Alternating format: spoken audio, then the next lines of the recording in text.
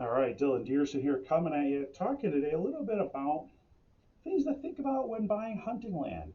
And honestly, I felt like I'd done a video on this, maybe it was years ago. I couldn't find something that was out there, so I thought we'd go over it. Obviously, if you like our content, we appreciate you liking, sharing, commenting. We'd love to hear what you have to say on everything. We're on Facebook. Obviously, you're seeing this on YouTube.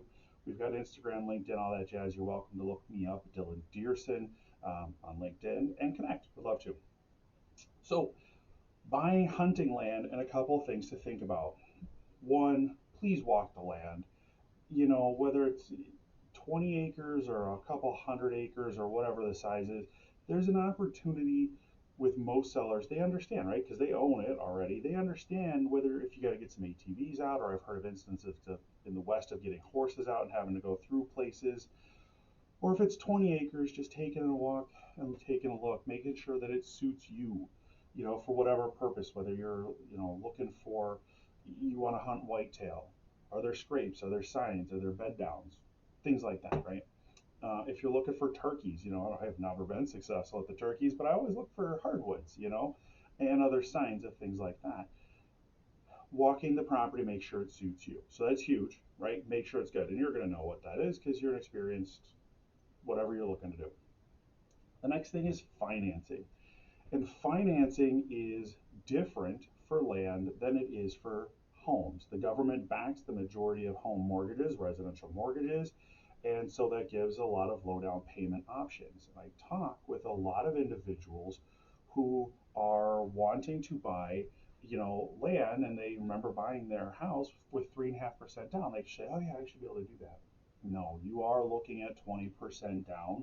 I have not heard of a single program. If you do, if you're a lender or something like that that offers that, drop it in the comments because I got tons of people to send on over, but I've never heard of it.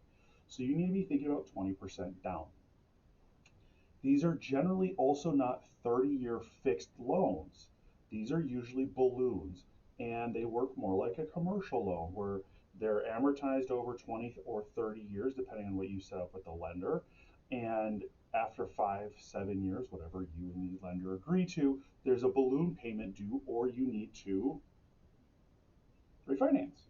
Now, if you do the 3 or 5 year balloon period, then you could just make extra payments and amortize it your way. Just like, the other day I bought something. I said, yeah, I'll pay it off over a course of a year, like a piece of furniture. And over the course of the year, I had 0% interest, and I just broke the payments up 12 ways, and that's what I paid every month, so I didn't end up paying interest later. But you got to do that, and you got to know about it. That's the main thing. Okay. Now, when we get into the transaction and other things to be concerned about, we start talking about surveys, we start talking about soil testing.